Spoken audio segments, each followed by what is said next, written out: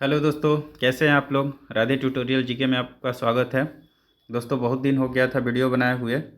इधर बीच में नौकरी लग गया तो थोड़ा बिजी हो गए थे, नहीं बना पा रहे थे, लेकिन अब टाइम मिल रहा है तो सोच रहे हैं कि वीडियो बनाएंगे। फ़िलहाल 71वीं बीपीएससी का एग्ज़ाम है, आरआरबी रेलवे का भी है, बिहार एसएससी सीजीएल का भी है, तो सब में जीके का बहुत इंपॉर्टेंस है। आपको भी पता है, तैयारी कर रहे हैं तो। और आगे चल कर के हम साइंस का भी क्वेश्चन पर डे करवाएंगे, साइंस का करवाएंगे, जीके का करवाएंगे, करेंट अफेयर्स भी डालेंगे। तो जैसे जैसे टाइम मिलेगा सबका करवाते रहेंगे। तो चलिए शुरू करते हैं। ज़्यादा एक्सप्लेन नहीं करेंगे। अगर ज़्यादा एक्सप्लेन चाहिए तो कमेंट करके बता दीजिएगा, नेक्स्ट वीडियो में एक्सप्लेन कर करके अच्छा से बताएंगे। तो पहला क्वेश्चन है कि जंतर मंतर का निर्माण किसने किया था। तो इसका आंसर जो है वो महाराजा जय सिंह हो जाएगा। आप लोग भी कमेंट में बताइएगा कि टोटल आपका कितना सही हुआ।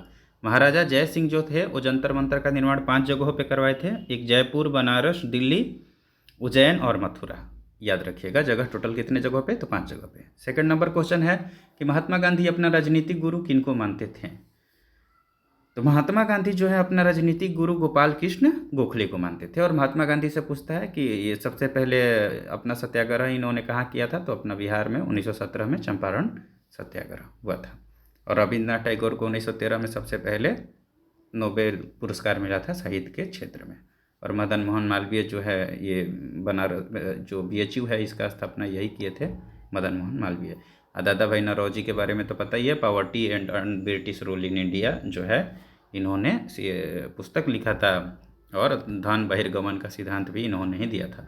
और इन्होंने ही 1867-68 में सबसे पहले बताया पर व्यक्ति आय कितना था लोगों का, ये बताया था। उस टाइम इन्होंने 20 रुपया बताया था। तो चलिए नेक्स्ट क्वेश्चन में। साइमन कमीशन पहली बार भारत आया था। तो जो साइमन कमीशन है आपका पहली बार भारत 3 फरवरी 1928 को आया था। 3 फरवरी 1928 को। 1942 में भारत छोड़ो आंदोलन हुआ था। 8 अगस्त को, 9 अगस्त को ऑपरेशन जीरो आवर के तहत सबको गिरफ्तार कर लिया गया था। 1939 में फॉरवर्ड ब्लॉक का स्थापना हुआ था। नेक्स्ट चलते हैं। कांग्रेस पार्टी ने किस वर्ष पूर्ण स्वराज का प्रस्ताव पारित किया। तो कांग्रेस पार्टी जो है वो पूर्ण स्वराज 1929 का लाहौर अधिवेशन था, जिसका अध्यक्षता जो है वो पंडित जवाहरलाल नेहरू कर रहे थे। वो उसी टाइम 1929 में ही पूर्ण स्वराज का लक्ष्य घोषित किया था। और स्वराज से क्वेश्चन आया था कि सर आता है बिहार दरोगा का मेंस में भी क्वेश्चन ये पूछा था कि सर्वप्रथम स्वराज शब्द का प्रयोग किन्होंने किया था। तो ये स्वामी दयानंद सरस्वती जो हैं ये सबसे पहले स्वराज शब्द का प्रयोग किए थे। और उसके बाद जो है बाल गंगाधर तिलक किए थे उसके बाद। अगर और विस्तार से आपको चाहिए तो आप लोग बोलिएगा, हम नेक्स्ट वीडियो में कोशिश करेंगे। चलिए नेक्स्ट क्वेश्चन में चलते हैं। आपका नेक्स्ट क्वेश्चन है कि वर्ष 1919 में भारतीय इतिहास से संबंधित है। जो वर्ष 1919 है वो भारतीय इतिहास में किस लिए संबंधित है। तो एक तो मॉन्टेग्यू चेम्सफोर्ड आया था। और ये खिलाफत आंदोलन जो है ये 1919 में ही हुआ था। खिलाफत आंदोलन याद रखिएगा। और जो आपका 1919 में जलियांवाला बाग हत्याकांड भी हुआ था। जलियांवाला बाग हत्याकांड भी 1919 में ही हुआ था। तो दोनों ऑप्शन दिया है, लेकिन यहाँ आंसर जो होगा वो जलियांवाला बाग हत्याकांड ही होगा। और इसको आयोग जो है जलियांवाला बाग हत्याकांड ही आंसर माना था। खिलाफत आंदोलन भी 1919 में ही हुआ था। बंगाल विभाजन जो है आपको पता ही है कि स्वदेशी आंदोलन आया 1905 में। उसके बाद बंगाल विभाजन हो गया 1911 में। कलकत्ता से दिल्ली राजधानी भी 1911 में ही बदला गया था। नेक्स्ट क्वेश्चन पे चलते हैं कि वंदे मातरम गीत के रचनाकार थे। तो वंदे मातरम गीत जो है वो बंकिम चंद्र चटर्जी जो है इन्होंने लिखा था वंदे मातरम गीत। पाकिस्तान का अलग राज्य आंदोलन का नेतृत्व किसने किया था। कि मतलब अलग हमको पाकिस्तान चाहिए, इसके लिए जो आंदोलन हुआ था उसका नेतृत्व किसने किया था, क्वेश्चन ये पूछ रहा है। तो उसके लिए जो नेतृत्व किए थे वो आपके मोहम्मद अली जिन्ना किए थे। मोहम्मद अली जिन्ना आंसर हो जाएगा, मोहम्मद अली जिन्ना याद रखिएगा। मुस्लिम लीग का पूछता है कि गठन कब हुआ था। तो मुस्लिम लीग का गठन 1906 में ही हुआ था। सलीमुल्लाह खां अध्यक्ष थे, आका खां के नेतृत्व में। लेकिन पाकिस्तान को अलग राष्ट्र बनाने में सबसे बड़ा हाथ जो है मोहम्मद अली जिन्ना का है, याद रखिएगा। 1940 में लगभग लाहौर अधिवेशन में हुआ था। उसी समय सिकंदर हयात खां जो था पाकिस्तान का स्वरूप प्रस्तुत किया था। तो ये मोहम्मद अली जिन्ना हो जाएगा। भारतीय राष्ट्रीय कांग्रेस की स्थापना, तो भारतीय राष्ट्रीय कांग्रेस की स्थापना जो हुई थी 1885 में, या 28 दिसंबर को एओ ह्यूम जो थे उनके द्वारा हुई थी। और डब्ल्यू सी बनर्जी थे इसके प्रथम अध्यक्ष थे। और पहले बार जो हुआ था ये मुंबई में हुआ था, इसका अधिवेशन, प्रथम अधिवेशन। और जितने भी कांग्रेस का अधिवेशन है उनका अध्यक्ष कौन कौन था, इससे क्वेश्चन एग्जाम में पूछा जाता है, तो आप ज़रूर पढ़ लीजिएगा, ये आपके लिए काफ़ी ज़रूरी भी है। नेक्स्ट क्वेश्चन में आते हैं। कौन से प्रसिद्ध भारतीय नेता सीमांत गांधी के रूप में जाने गए? तो फ्रंटियर गांधी जो है वो आपको खान अब्दुल गफ्फार खां को जाना जाता है फ्रंटियर गांधी से। इन्होंने ही एक लाल कुर्ती नामक क्या बोलते हैं वो चलाया था अभियान। जब भारत में सविनय अवज्ञा आंदोलन चल रहा था 1930 में, उसी टाइम इन्होंने लाल कुर्ती नामक आंदोलन चलाया था। द्वितीय विश्व युद्ध के समय ब्रिटेन का प्रधानमंत्री कौन था? तो द्वितीय विश्व युद्ध के समय ब्रिटेन के प्रधानमंत्री जो विंस्टन चर्चिल थे। द्वितीय विश्व युद्ध था 1939 से लेकर के 45 तक चला था, और उस टाइम विंस्टन चर्चिल जो थे वो इसके प्रधानमंत्री थे। टीपू सुल्तान ने अपनी राजधानी बनवाई।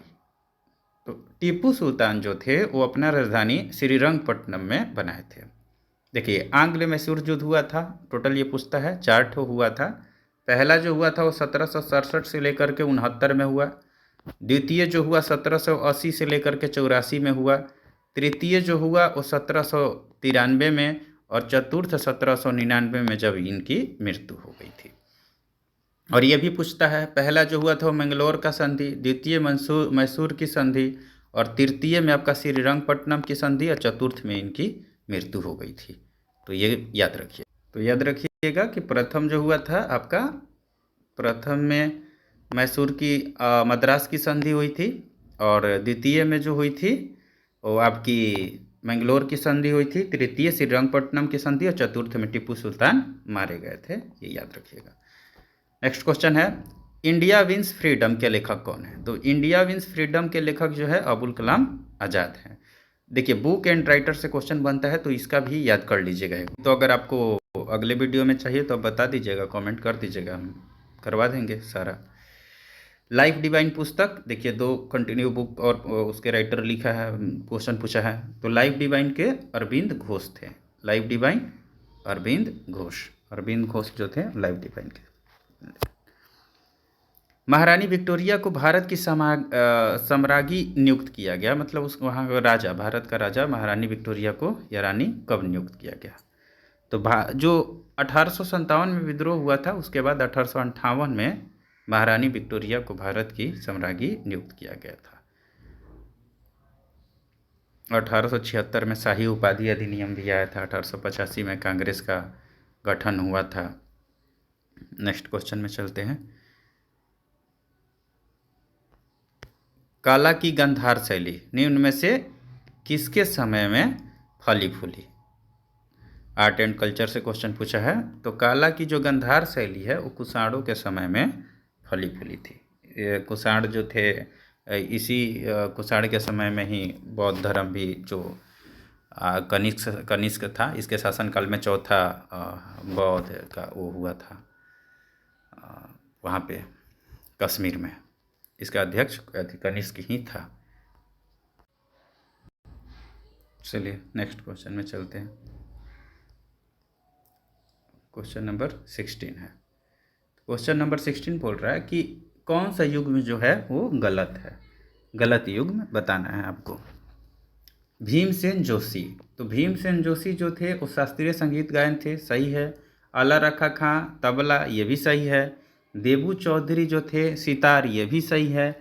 एम.एस. सुब्बलक्ष्मी, तो एम.एस. सुब्बलक्ष्मी जो थी वो आपकी संगीत से संबंधित थी, ना कि बांसुरी से। तो ये गलत हो जाएंगे, संगीत होगा इसका आंसर। बोल रहे विभिन्न राज्य और उनके लोक नृत्य इस प्रकार दिए गए हैं उसको सजाना है। ठीक है, तो असम का बिहू हो जाएगा, असम का बिहू हो जाएगा आंसर। और आंध्र प्रदेश का बुर्रा है, बुर्रा जो है वो आंध्र प्रदेश में नृत्य होता है। वही हिमाचल प्रदेश का बात है तो हिमाचल प्रदेश का नटी है और राजस्थान का घूमर है। तो जो स्टेट और उनके जो डांस है, फेमस डांस, वो याद रखिएगा जरूर, किसी भी एग्जाम के लिए इंपॉर्टेंट है। स्टैटिक जीके का अब तो आज के टाइम में जितने भी एग्जाम हो रहे हैं स्टैटिक जीके का काफ़ी बर्डन है, मतलब स्टैटिक जीके हर जगह पूछ रहा है, तो इसलिए वो बहुत ज़रूरी है, याद रखना सारा स्टैटिक जीके। अब आते हैं क्वेश्चन नंबर 18 में। कौन सा कथन इसमें भी असत्य है, चुनना है। संयुक्त राज्य अमेरिका में सरकार की संघीय प्रणाली है, ये असत्य, गलत चुनना है। तो सही बात है। भारत में सरकार की संघीय और एकात्मक दोनों प्रणाली है, यह भी सही है। फ्रांस में सरकार की संघीय प्रणाली है, यह भी सही है। पाकिस्तान में प्रधानमंत्री की नियुक्ति वहाँ की जनता के द्वारा की जाती है। तो पाकिस्तान में जो प्रधानमंत्री की नियुक्ति है जनता के द्वारा नहीं होती है, जो हमारे यहाँ सिस्टम है वही सिस्टम उनके यहाँ भी है, क्योंकि हमारे यहाँ भी प्रधानमंत्री की नियुक्ति जनता द्वारा नहीं होता है, जनता द्वारा पार्टी चुना जाता है। पार्टी में जितने भी लोग लोकसभा में खड़ा होते हैं उनका निर्वाचन होता है और पार्टी डिसीजन लेती है कि प्रधानमंत्री कौन बनेगा। तो इसलिए ये जो हो जाएगा गलत हो जाएगा। नेक्स्ट क्वेश्चन है, भारत के उपराष्ट्रपति के संबंध में कौन सा कथन असत्य है। तो भारत के उपराष्ट्रपति के बारे में आर्टिकल 52 में चर्चा किया गया है और इसकी योग्यता बोल रहा है कि प्राप्त करने के लिए प्रत्याशी की आयु कम से कम 35 वर्ष की होनी चाहिए। ये सही बात है, एज 35 ईयर चाहिए। उपराष्ट्रपति राज्यसभा का सभापति होता है।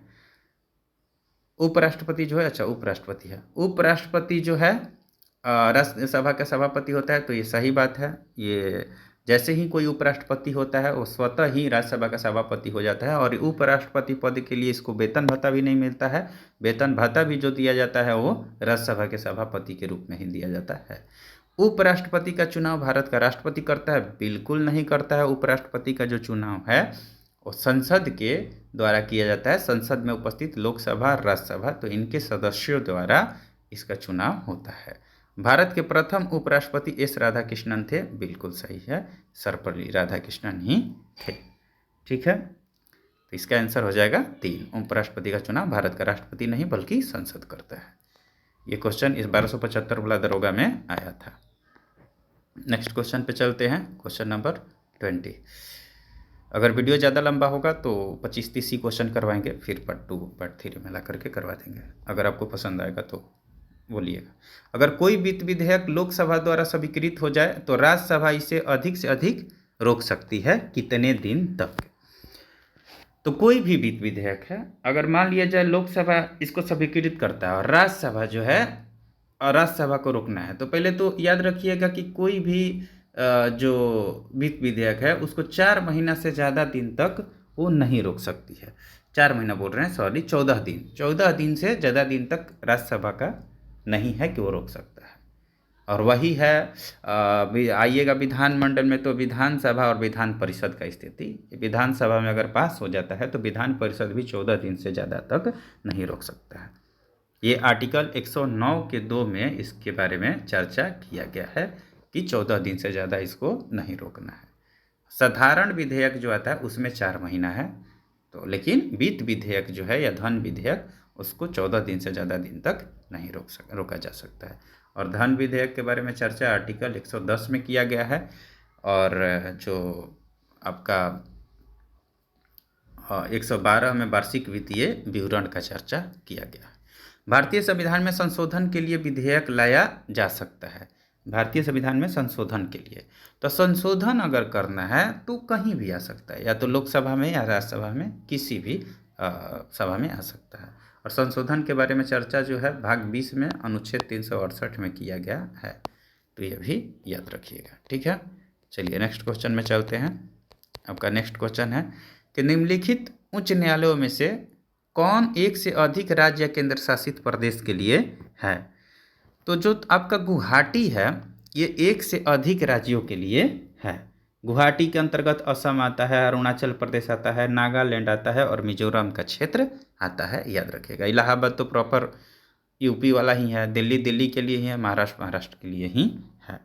तो ये सब चीज़ याद रखिएगा।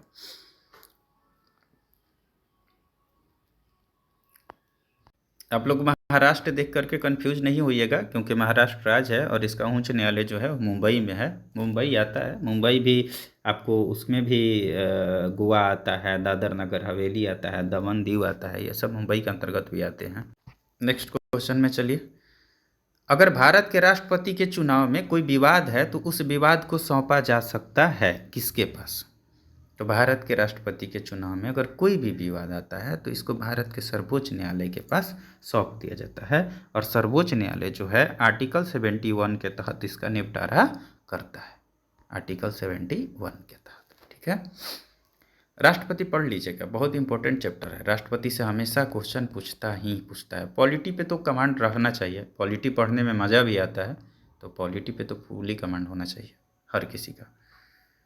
भारतीय संविधान भारत के राष्ट्रपति को अधिकार नहीं देता है, मतलब क्या चीज़ करने के लिए अधिकार नहीं देता है? तो प्रधानमंत्री की नियुक्ति बिल्कुल अधिकार देता है, राज्यों के मुख्यमंत्री की नियुक्ति बिल्कुल नहीं देता है, रक्षा बल का सर्वोच्च कमांडर राष्ट्रपति, भारत का राष्ट्रपति जो होता है वो एयरफोर्स, नेवी, आर्मी तीनों का सर्वोच्च कमांडर होता है। देश के किसी भाग में आपातकालीन बिल्कुल आर्टिकल 352, 56 और 360 के तहत लागू कर सकता है। तो राज्य के मुख्यमंत्री की नियुक्ति राज्यपाल करते हैं, तो इसलिए ये राष्ट्रपति के पास अधिकार नहीं है। भारतीय संविधान के लिए प्रथम संशोधन, तो भारतीय संविधान में जो प्रथम संशोधन हुआ था 1951 में हुआ था, और इसके तहत 9वीं अनुसूची जो भूमि विवाद वाला, भूमि सुधार वाला था, उसको जोड़ा गया था। तो ये भी याद रखिएगा। सिक्किम भारत का एक राज्य बनाया गया, तो सिक्किम को भारत का राज्य बनाया गया 35वां संशोधन के तहत। कभी कभी क्वेश्चन पूछ देता है कि सह राज्य, तो सह राज्य जो बनाया गया था वो 34वां संशोधन 1974 के अंतर्गत, ठीक है। तो ये भी चीज़ याद रखिएगा। और ये 35वां संविधान संशोधन 1975 में हुआ था, और इसके तहत शायद मैं गलत बता रहा हूँ, ये क्वेश्चन ही गलत है। सिक्किम भारत का सह राज्य होगा, सह राज्य बनाया गया था, तो ये 35वां संविधान संशोधन के तहत 1975 में। और वही अगर राज्य पूछेगा तो राज्य 36वां संविधान संशोधन जो 1975 में ही हुआ था, ये भी उसके तहत ये राज्य बना, 22वां राज्य बना। लेकिन अब यहाँ पे 36वां नहीं है, तो आंसर 35वां ही होगा। तो क्वेश्चन पूछेगा कि सिक्किम भारत का एक राज्य कब बनाया गया, तो 36वां संविधान संशोधन के तहत 22वां राज्य बनाया गया था, लेकिन 35वां के अंतर्गत सह राज्य बना था, तो इसलिए यहाँ पे अब नहीं है, तो 35वां ही आंसर होगा। नेक्स्ट क्वेश्चन है, भारत के सर्वोच्च न्यायालय की स्वीकृत क्षमता, जो सैंक्शन स्ट्रेंथ है, वो क्या है? तो आइए देखते हैं इसका आंसर। देखिए, जब क्वेश्चन पूछा था ना, उस टाइम जो इसका आंसर था 24 था, लेकिन फिलहाल में जो है इसका आंसर 34 होगा। 33 न्यायाधीश और एक मुख्य न्यायाधीश, और अभी फिलहाल में ही 52वें मुख्य न्यायाधीश BR गवई को बनाया गया है। तो ये भी चीज़ याद रखिएगा, ठीक है। चलिए नेक्स्ट क्वेश्चन में चलते हैं। भारत में पंचायती राज की अनुशंसा के लिए बनी समिति के अध्यक्ष तो बलवंत राय मेहता जी थे, जो 1957 में। अशोक मेहता भी थे 1977 में, GV राव समिति था, थोंगन समिति था, तो बहुत सारे समिति थे, लेकिन बलवंत राय मेहता समिति जो है ये इन्होंने ही रिकमेंड किया था कि 3 स्तर पे पंचायत समिति होना चाहिए, एक ग्राम स्तर पे, ब्लॉक लेवल पे और जिला लेवल पे। ग्राम स्तर पे जो था वो ग्राम सभा था, और ब्लॉक लेवल पे पंचायत समिति था, और जिला लेवल पे जिला परिषद था। तो अगर बिहार सचिवालय का जो एक वैकेंसी आया है, तो उसमें मतलब समझ लीजिए कि पूरा ही चांस, उसमें 3-4 क्वेश्चन तो आता ही है पंचायती राज से, तो बिल्कुल पढ़ लीजिएगा। राज्यपाल उसमें बहुत ज़रूरी है, क्योंकि मेरा अनुभव रहा है, हम भी 4 बार दरोगा निकाले हैं, मेंस में मेरिट में जा के छटे हैं। सचिवालय सहायक भी दिए थे, पेपर बहुत अच्छा गया था, 120 नंबर था, लेकिन रद्द हो गया था, और इधर बीच में रेलवे में रिजल्ट आ गया था, तो हम इसके तैयारी में लग गए थे।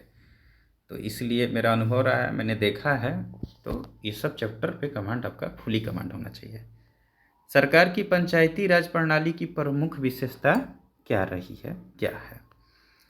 तो जो पंचायती राज प्रणाली है, इसका जो लक्ष्य था वो गांव को सामाजिक और आर्थिक न्याय प्रदान करवाना था। पंचायती राज जो है 73वीं संविधान संशोधन के तहत इसका गठन किया गया था।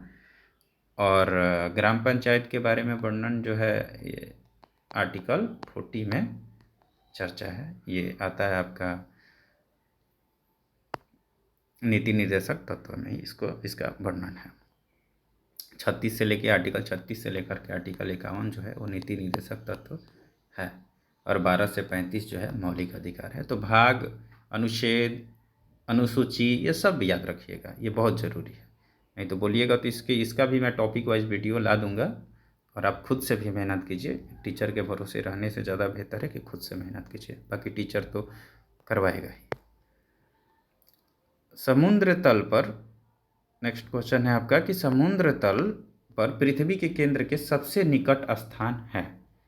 तो समुद्र तल पे जो है वो उत्तरी ध्रुव जो है वो पृथ्वी के केंद्र के सबसे निकट स्थान है समुद्र तल पर। ओजोन परत बताता है। ओजोन परत देखिए, ये जो मंडल है, क्षोभ मंडल है, समताप मंडल है, मध्य मंडल है, आयन मंडल है, बहिर्मंडल है। तो जो ओजोन परत है उस समताप मंडल में, ये भी क्वेश्चन बहुत फेमस क्वेश्चन है कि ओजोन परत किस मंडल में पाया जाता है, तो ये समताप मंडल में पाया जाता है। और ये जो पृथ्वी की सतह है उससे 15 से 20 किलोमीटर के ऊपर में पाया जाता है, तो याद रखिएगा। और ये ऑक्सीजन का O3 से, ये O3 इसका सूत्र होता है। और जो CFC है, क्लोरोफ्लोरोकार्बन, इससे इसको काफ़ी नुकसान होता है, इसीलिए रेफ्रिजरेटर, AC वगैरह ये सब से इसको बहुत नुकसान होता है। लेकिन आजकल के लोग शौकीन हो गए हैं, बिना AC के, बिना फ्रिज के नहीं रह पाएंगे। पृथ्वी तक पहुंचने के लिए सूर्य से चला प्रकाश समय लेता है, तो ये 8 मिनट 20 सेकेंड लगता है। 8 मिनट दे रहा है, तो 8 मिनट ही आंसर मार देना है। ठीक है, नेक्स्ट क्वेश्चन है 33 नंबर। बड़ी लाइन की दो पटरियों के बीच की दूरी कितनी होती है? तो बड़ी लाइन की जो दो पटरियां हैं उसके बीच की दूरी 5.5 फीट होती है, 5.5 फीट। लक्षद्वीप टापू स्थित है। लक्षद्वीप जो है वो कहाँ स्थित है? तो वो दक्षिण पश्चिम भारत में स्थित है लक्षद्वीप। नेक्स्ट क्वेश्चन में आइए, सीन नदी किस नगर से होकर के बहती है? तो सीन नदी जो है वो फ्रांस के पेरिस से होकर के बहती है, फ्रांस के पेरिस, याद रखिएगा। नेक्स्ट क्वेश्चन है क्वेश्चन नंबर 36 कि गोबी मरुस्थल है। तो गोबी मरुस्थल जो है वो आपका चीन में है। गोबी मरुस्थल कहाँ है? चीन में। और चीन के उत्तर पश्चिम जो भाग है वहीं पे मंगोलिया में गोबी मरुस्थल है। मरुस्थल याद रखिएगा, मरुस्थल से भी क्वेश्चन बनता है रेलवे में, बहुत ज़्यादा बनता है, स्टैटिक में आएगा ना। स्वेज नहर जोड़ती है। तो स्वेज नहर भूमध्य सागर को लाल सागर से जोड़ती है। 38 नंबर, सबसे अधिक तेल निर्यातक देश है उसके हिसाब से। तो सबसे अधिक जो खाड़ी देश जितने भी हैं तेल निर्यातक, सऊदी अरब है, लेकिन खाड़ी देश ओपेक का गठन ही किया गया था तेल निर्यातक देश के लिए। सारे तेल निर्यातक देश मिलकर के किए थे 1960 में। और ओपेक के जो मुख्यालय है वो वियना में है, वियना, याद रखिएगा। टोटल 40 क्वेश्चन ही करवाएंगे, नेक्स्ट अगले वीडियो में करवा देंगे। भारत सरकार के राजस्व का प्रधान स्रोत क्या है? तो भारत सरकार का जो राजस्व है उसका प्रधान स्रोत अप्रत्यक्ष कर है। जैसे अभी GST फिलहाल में, तो GST जो है 2017 में, जुलाई 2017 में आया था। और ये एक अप्रत्यक्ष कर ही है और भारत को इससे बहुत बड़ा फायदा है, बहुत ज़्यादा। आज तो हर क्षेत्र में GST, शिक्षा पे भी GST, खाना पे भी GST, मतलब सब चीज़ों पर GST। पंचवर्षीय योजना की कौन सी अवधि सत्य नहीं है? तो पंचवर्षीय योजना 1951 से स्टार्ट हुआ था। तो 1951 से 56 तक चला, 56 से 61 भी चला, 61 से 66 भी चला, लेकिन 66 से 69 जो है वो बीच में बंद कर दिया गया था, क्योंकि भारत पाकिस्तान युद्ध हो गया था, इस वजह से बहुत ज़्यादा दिक्कत हुआ था, तो इसको बंद कर दिया गया था। और फिर जो चतुर्थ पंचवर्षीय योजना आया 69 से 74 में आया था। और इसी टाइम हरित क्रांति आया था 1967 में, 67 में। हरित क्रांति का नॉर्मन बोरलॉग थे विश्व स्तर पे, और भारत में स्वामीनाथन जी थे। तो धन्यवाद आपको वीडियो में बने रहने के लिए। अगर आपको आगे चाहिए और कोई टॉपिक पे चाहिए तो कमेंट कर दीजिएगा, मैं आपके लिए पूरा कोशिश करूँगा। और एक्सप्लेन में चाहिए तो भी बता दीजिएगा, मैं आपके लिए पूरा भरपूर कोशिश करूँगा और अच्छा से पढ़ाने की कोशिश करूँगा। धन्यवाद दोस्तों। अगर आपको वीडियो पसंद आई हो तो शेयर कर दीजिए और सब्सक्राइब भी कर दीजिएगा।